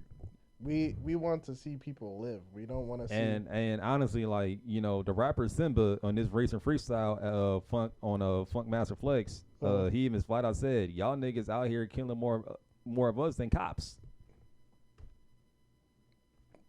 I mean, yeah. I mean, you know, but like Seth said, you know, it's like we gotta let that ego go. And it's just like, as far as like being a celebrity, being in the limelight, you know, and being an artist. It's just like you gotta move. You just gotta move differently. Yeah, you definitely gotta move. And it's not like we're saying you can't do normal things. You can, but just like given where you are and given the person, and given the person that you are in the limelight, don't be out again. One, don't be out here lacking, and then two, don't be out here, wearing things that are easyable for people to look and plan to get you. And if you are lacking, it's okay. Granted, yes, it's gonna hurt the pride and your ego. Like, damn, he got me type shit. But I'm able to still go home yeah, and X, Y, and Z. Yeah, for sure. You're still able to go home, and you're still able to get that back. Like, you can. It is a material thing. You can get that back. You can insure it. You can do whatever you need to do. It is not the end of the world. The world, yeah. Facts. Now, the next pop culture topic, the Woman King movie just recently came out, and I had the privilege to see that this past weekend with my mom on, like I said, on her birthday weekend. And I just want to say, if this movie does not get any form of awards for the on-screen play and the actors given their roles, we need to have a talk because one, I'm just gonna keep it a buck. I didn't really know about the Dhani Army given a time during the slave trade and everything like that, and I'm gonna just tell you out the gate, they was on no bullshit. Really, it's like take what the Adora Milaje was in Wakanda and make them into an actual real life army. Okay, that's what they were. Shit. And they led by Viola Davis and other key actresses that were in other movies that we've seen in the past. It also helps out too. And then the one of the younger warriors in the movie, like I like the storyline they had with her, because honestly too, because I seen an interview not so long ago with the cast and the younger actress. They even said too, like where they filmed that was like not too far from her actual homeland. Oh really? So that hit home for her too. But yeah, man, just overall that movie, like the storyline was great. Again, the actors in that movie, did what they did, and again, John Boyega even flat out said the melanin that was displayed in this movie, my God, I mean, just straight pure black beauty, and and like I said, people have I just feel like us as black people, we need to stop this colorism stuff within our own community about, oh, I like light skin, oh, I like dark skin, oh, I like brown skin. It don't matter. At the end of the day, it's black. You're black. When you put down what you are at, on your any form of application or ID, guess what? What you gonna put? African American. Yeah. It's just your skin tone is different, but guess what? You're still black. And in this movie, it displayed that. Like, you had some brown skin, but you have mostly dark skinned women, but they were beautiful. And I just feel like at the end of the day, like, black people, we just got to really start accepting us for our skin tone. I hate to say that, but it's just like, look, at the end of the day, if you date a light-skinned person, okay. You date a brown-skinned person, okay. If you date a dark-skinned woman, okay. Guess what? At the end of the day, y'all niggas are still black. Because at the end of the day, it's like we already get enough, flack from other races. Like, it's no doubt, but I just feel like we are our own problem by destroying. Yeah, and we keep destroying ourselves by just saying like, oh well, I don't like how dark skins act. I don't like how brown skins act. I don't like how light skins are like this. Like, it's just an ongoing battle within our own selves that gives other races more fuel, like, more lick into us. Like, oh, this is how y'all act, and then you see why they want to make fun of us, and then we all get mad when they do shit like that. But it's like it starts with us, But just again, going back to the movie review at hand, this is a movie I would definitely love seeing more than once. Like, it was that good. I'm not gonna hold you. Like, there's very few movies that I would see twice, but this one was one to see more than once. Okay. Definitely need to see it. I've been seeing the reviews. Reviews and just the previews and the trailers for it, and it looks good. It does. It just gives me the real version of what Black Panther would be like. Just, long story short, yeah. Just from the military standpoint. Yeah, it kind of does give you a little bit of that Black Panther vibe, but again, like I said, take what the Adora Milaje was in Black Panther and just make them into a real life army. Yeah. This is what that movie was, and like I said, the only thing that was different was they were led by Viola Davis in the movie, and I don't know her name. That was the head of the Adora Milaje in Black Panther, but I just feel like if you put her and Viola Davis in a movie like that, oh man, you asking for a hit. You asking for Oscar-worthy performances from both of them. Granted, didn't Viola Davis win an Oscar? I feel like she. I feel like she has. By this point, I feel like she's had. Yeah, I feel like she has too. I don't know. Maybe it was for offenses or whatever, but Yeah. it had to have been something like that. But still, overall, like Woman King, 10 out of 10 for me. Worth seeing more than once, you know. And if any woman that has not seen it yet, I definitely will advise you to see it with like your mom, your sister, any women in your family. I would definitely take them and go see that because very uplifting and powerful. very uplifting because they touch on a lot of things, not just only with the slave trade, but like just with women empowerment. Not just even just that too, like just the sexual assault against slaves and like against slave women, and like how like the slave traders will look at us and like examining us and stuff like that, like how Colin Kaepernick compared the slave trade to the NFL Combine. Right. Pretty much it dove into that. Damn, when you just said that, I just had to think about that. You're right. In the grand scheme of things, kind of. Yeah, no, like legit, like I said, like there's a scene in the movie where they are legitimately looking at the slaves and examining them, literally like how the combine is. Not to say the NFL Combine isn't a great thing, but it's just a mindset. Yeah. But nah, back then that was their mindset. All right, we're gonna put some slaves on display for y'all. Y'all can touch them, examine them, see what y'all like. Y'all like them? Bet. Sold. Crazy. And if not, hey, go back in the cell. That's literally what it was. That's crazy. Well, but also too, I did want to say too, like, and this is one thing I really did like after seeing that movie. Anybody black that we ran into after we went out the movies, they already knew what we seen, and it's just like, so how was it? Did y'all like it? I'm about to go see it.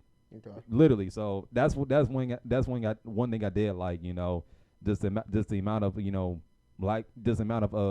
camaraderie on black people who didn't even see it or were on the way to see other people coming out of it and just knowing like, oh, they seen the movie. Mm-hmm. So that's one thing I did take away from that I did like. So yeah, I'm gonna have to go check it out. I'm hearing good things from you. The trailer did look good in my opinion from one. But again, the trailer had to grow on me for real because I didn't know what it was. But then I seen more of it, and then I'm like, you know what? I'm gonna check this out. And then watching, I'm like, oh shit. I got you. Shoot. Getting into music, Tory Lanez. There's a lot going on with him. Man, I just leave. Why can't we just leave him alone? Let him just be him. He is a great artist. Just let. I'm gonna let you have this one, sir. I'm gonna let you have this one. I just want to see him flourish. But he has announced that a new album is dropping. Sorry for the Wait, I believe is what it's called. Dropping September 30th. So in like 10 days. And also he's also told everybody that he has Playboy 2 coming. Just all the albums that we've gotten in the previous couple years, he's doing the sequels to them. So like we're getting another Chicks Tape 6 is coming out.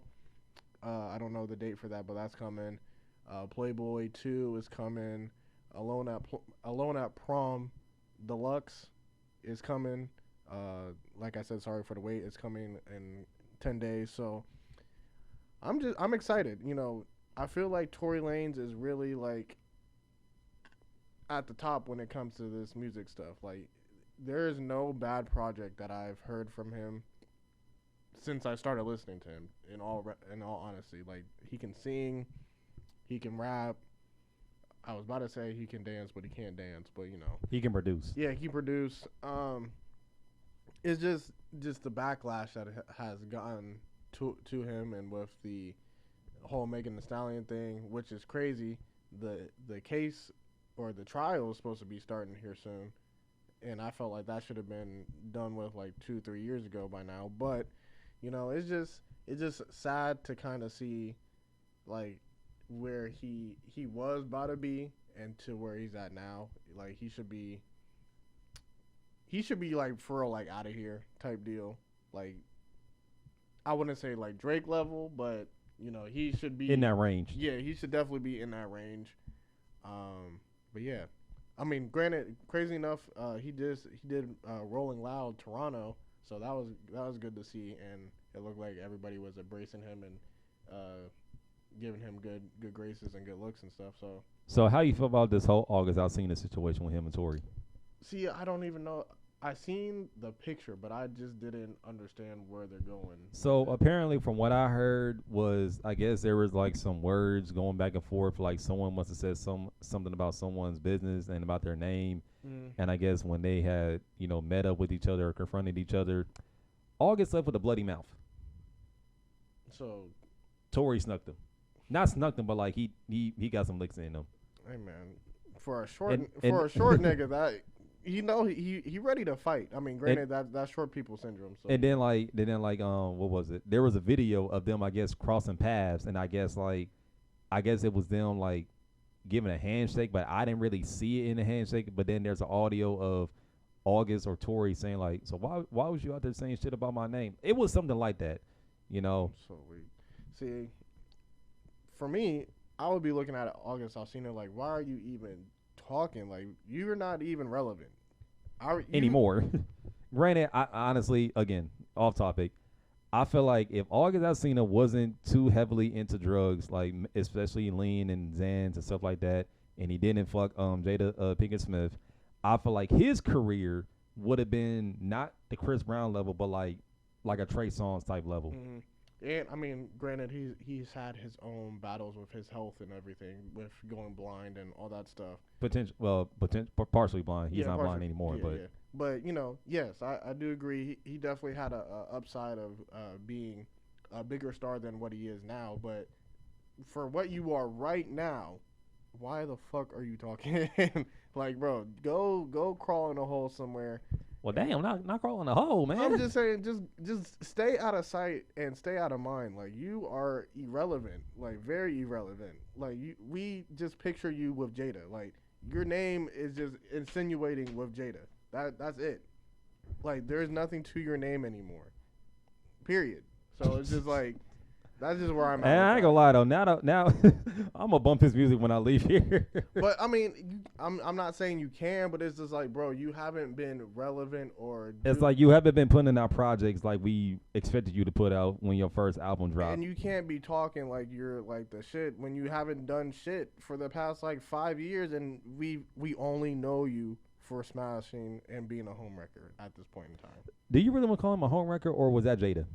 I mean, he played a part in it. So. No, he played a part in it, but he went with his emotion once he felt that comfort in her, but she also committed to knowing that she was still married to Will Smith, and she fucked him in his home. It did not help either. Yes. And you want to lie on both of their names. Yes, I agree with everything. Because he was upfront about it. I agree with everything that you just said, Ty. But I'm just saying from the standpoint of him, bro, you have no leverage.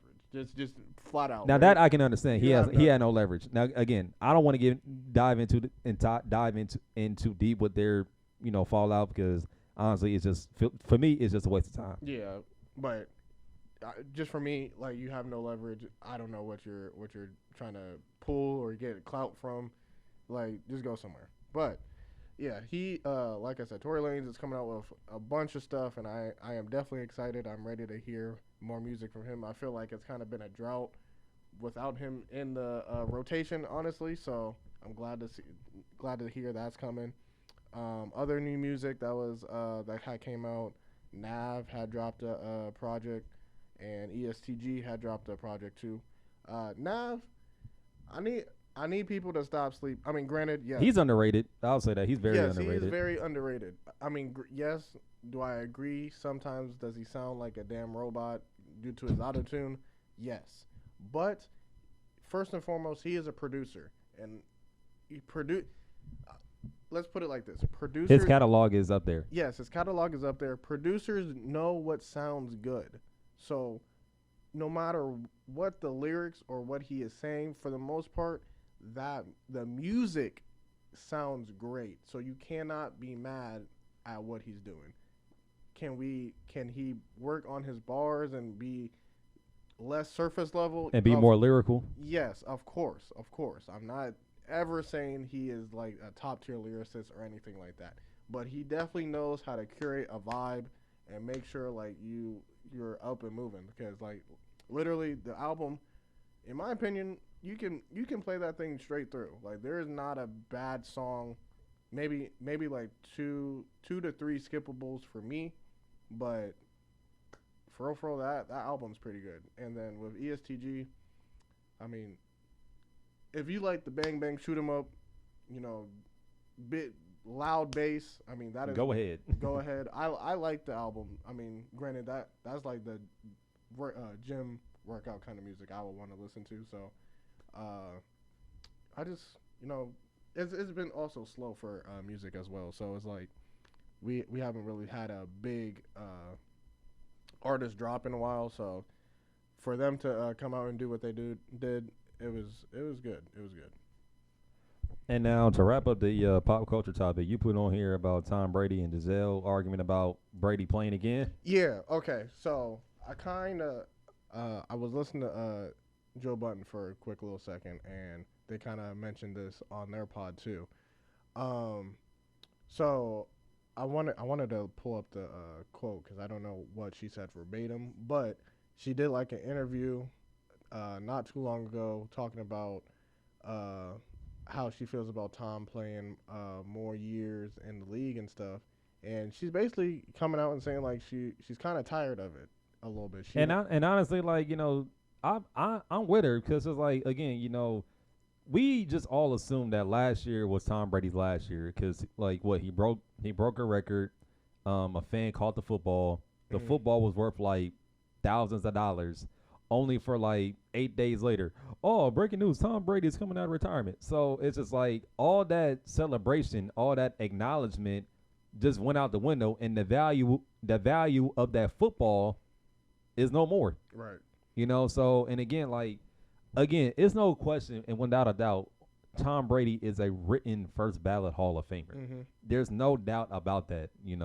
He's been doing this for 20 plus years. Now, I feel like there's a bigger scheme behind this. So if you remember, there's been talks about him going to Miami. If you remember that, right? No. So there has been talks of him going to Miami and playing like a year or two down there. But for him to go do that, I think it's a bigger play in him becoming an owner or being a part of some type of front office. That would make more sense down there. So, because again, I was listening to Joe Budden, like I said, and they were kind of talking about, he's seeing you got your LeBron James, you got all these athletes being partial owners of a team. Yeah, partial owners, just finding other things after football or whatever sport that they're in. Yeah. So I'm listening to that and I'm hearing it. I'm just like, you know what? That makes a lot of sense.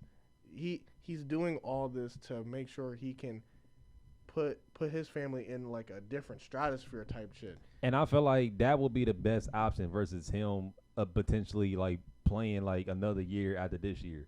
But I think he has to play though, because I don't think he's going to get. I don't think the Dolphins are just going to outright just give him a manager or some type of CEO type deal. They want the draw of Tom Brady being in the uniform first and get all that press and publicity. And so say that happens, you just going up and pay out Tua and have him go into free agency? Oh yeah, most definitely. Good. Bye. The fuck. I'm getting Tom Brady for a year. All the media, all the publicity. And we got Tyreek Hill and Jalen Watt, bro. Bye. Granted, love what Tua's doing, but let's really put that in perspective for a second. You going the GOAT, Tua. Side note, just breaking news at the time of this recording: the fan that hit Kyler Murray against the Raiders, Cardinals game has now finally been arrested. Really? Yeah, because apparently it's saying right now on the screen that there's alleged bottle throwing at Kyler Murray. I thought that was for the Browns. Oh, my bad. I read that wrong, but never mind. That was for the Browns. Something happened with a Browns fan, and he got arrested. Yeah, never mind. Back to the topic at hand. But, Tom, like I said, Tom Brady or Tua. So who? Yeah, yes. I'm taking Tom Brady. So, okay. But I just feel like, damn, it's like y'all just said, fuck you. We want Tom Brady. It's the business, though. It's the business. I know. I'm just being stupid. With that being said, it's like, yeah, I get that. And on top of that, yes, I understand what Giselle is saying. You're missing the kids. You're missing coming home to me. I mean, that too. you know, and both of them are filthy rich. Like they don't need any money. And they Like I feel like she's still getting royalty money from the movie Taxi. taxi modeling, whatever the case may be, she is good. So I mean, take the money out of that.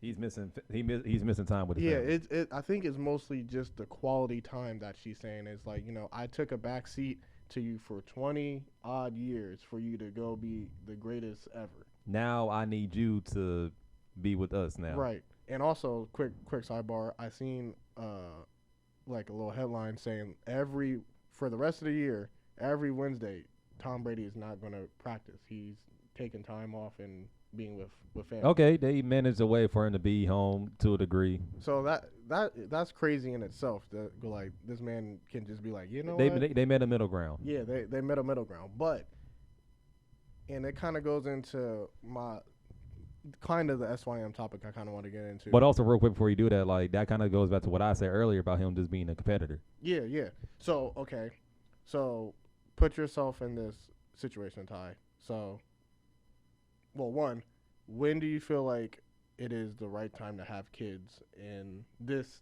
day and age? Whew. I mean, I'm not gonna hold you. Like, as I'll say this, as I got into my 20s, I started to see real fast and real quick, like people in our age range started having kids left and right. I'm like, hold up, wait a minute, wait a minute. It's only been like 5 years since we last been seniors, and it's been a few years since y'all niggas was just graduating college. Now all of a sudden you about to pop a baby out? Like, hold up, wait a minute, what? Right. You know, but I mean, again, the traditional way, you know, which I still believe in, but you know, everyone ain't gonna follow through with that because some people just feel like, yeah, hey, who I'm with is who I'm with, and we feel like having a kid is us having a kid at this time. Yeah. It is what it is. So it's like, hey, do you? But me, I'm the old school traditional way. Like I want to wait till I'm married to have kids. So that's just me personally, and I'm still gonna stick by that. But as far as like, you know, other people having kids, you know, I just feel like you gotta be with the right person because you know you getting with the wrong person and then y'all doing what y'all doing and y'all knowing what y'all doing and then you get shocked when y'all having a kid. It's just like, why are you shocked? You knew what you were getting into when you decided to go raw and have sex. Right. You know, you knew the risk. You knew that, you know, a nigga could have shot his club up in you and a baby could potentially come out.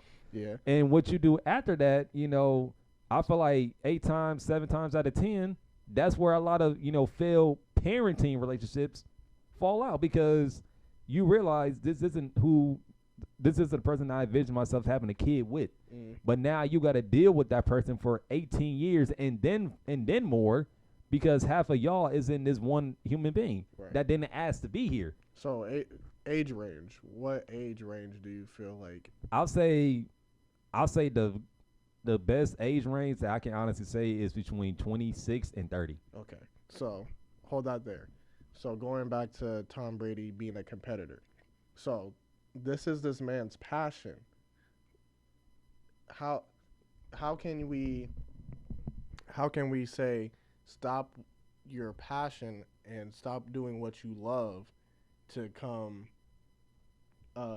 be with your family? How much selfishness is in that? If you get what I'm trying to go with that. Well then with the woman that, you know, that he's with or whoever anyone is with, they kind of should know what they're signing up for. Okay. So keep that point right there. So now, how I just said, with him thinking about going to Miami and playing for like maybe 1 or 2 more years and then transitioning into a part-time owner or some type of front office guy. Granted, you know, the money, it will be all worth it in the end is what you pretty much are going to sum up. Exactly. The money they're out of here. Like they're billionaires. So pretty much what you're saying is like Tom Brady is just looking at this more sort of like, I'm trying to set us up even more for later on in life. Right. So now and Giselle is looking at it more as like, I don't want you to continuously always coming home getting hurt because she even said this too, like, people don't know, but you be coming home with concussions and I'm the one that has to help you out. Yeah. I believe that. I believe it too because it's rare you see Tom Brady get hurt because every time you see him it's like somehow, some way, the O line is just miraculously, protecting him Right. every trip. But then at the same time, too, again, Tom Brady's been in this game for 20+ years, so he's not about to put his body on the line to get like a loose fumble or do something stupid. I was about to say with you saying getting a loose fumble, he He literally pulled out of getting a fumble against the Saints. He's like, nah, I'm cool, I'm good. bro. Y'all can get that. I'm good. I know what happened. I messed up on the handoff, and Yeah. y'all go ahead and handle that out. So yeah, with that point being said, but so it's like with him trying.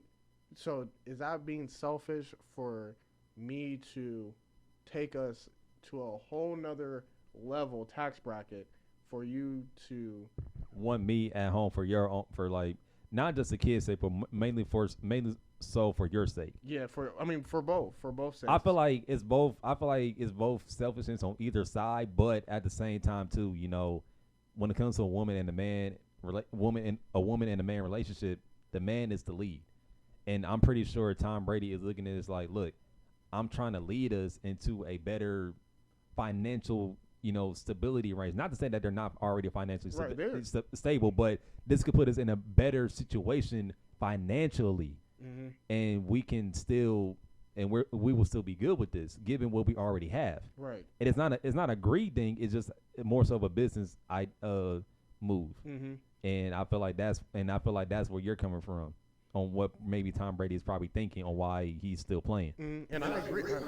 Honestly, I agree with that. Like, I wouldn't want like my significant other to stop me from doing what I love and my passion, and then also ultimately kind of like discount what I'm trying to do to get us in like a better position, because like, again, football money, yes, Tom Brady is set for life. He don't gotta do nothing else. And not just football money, what he has on his endorsement deals too. Yeah, endorsement deals, his brand, all that stuff. He don't gotta all that plays into a factor. Right. He don't gotta do not a goddamn thing anymore. Really, he wasn't for like 2 months. Right.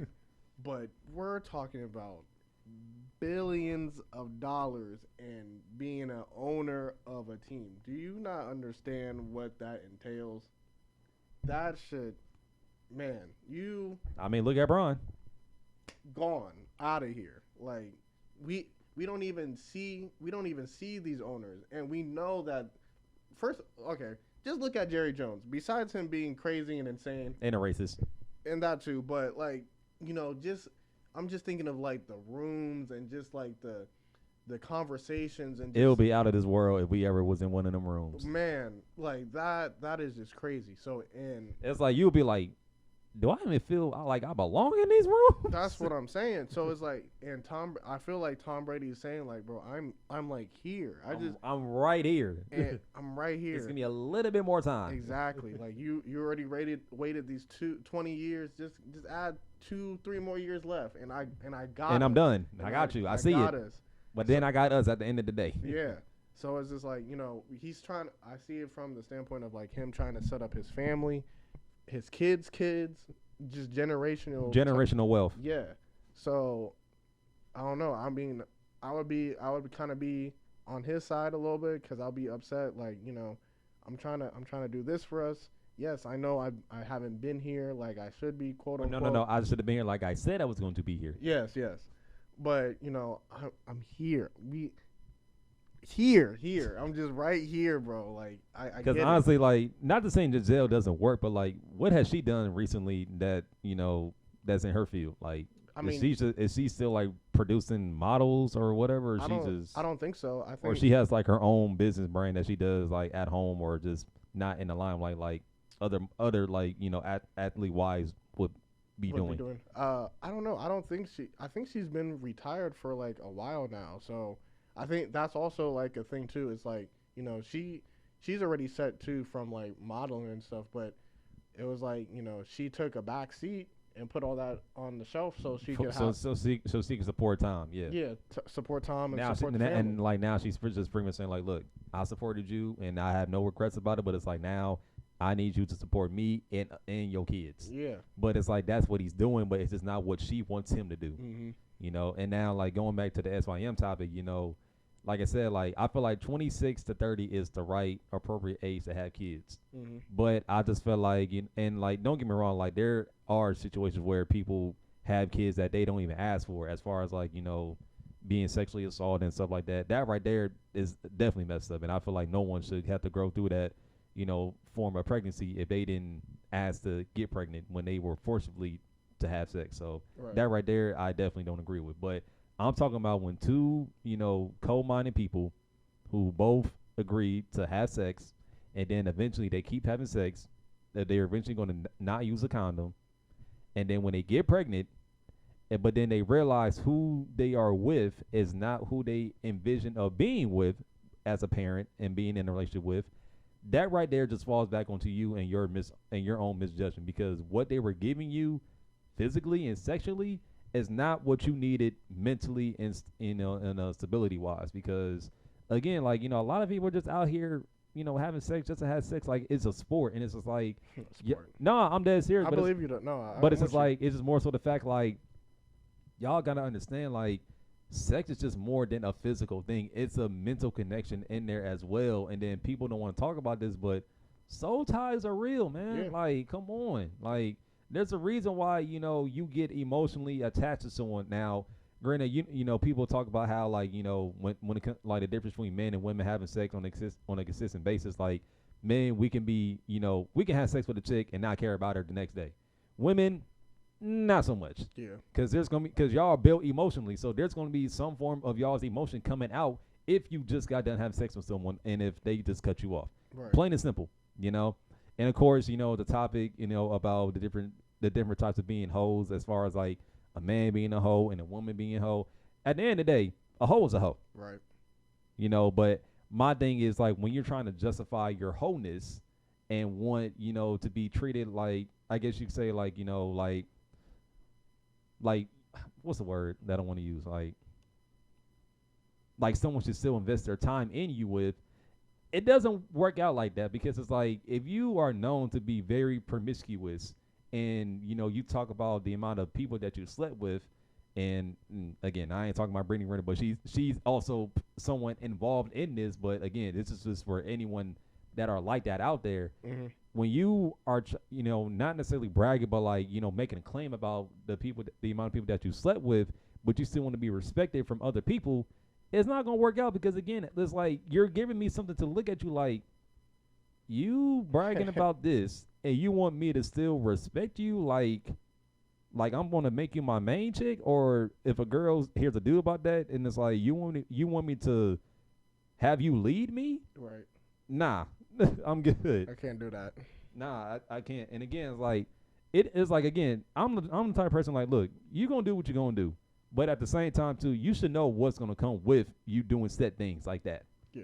But as far as, like, again, going back to, like, just, when's the right time to be a parent, again, I just feel like, you have to find that one person that, you can honestly say, I would like to wake up to every morning to see and help raise his baby with, that we both made together, But then also too, like, we had talked about this on a previous podcast before, as far as like, getting with someone that already has a kid, and then you getting with that person and helping them out with taking a kid. And I believe I brought up about, prenups and child support. Right. And I still stand on this till this day, and it's not a bad thing, but it's just more so a protection thing. Like, say if I get with a chick and she already has a kid, and she knows who the baby father is, and the baby father is still active in that child's life.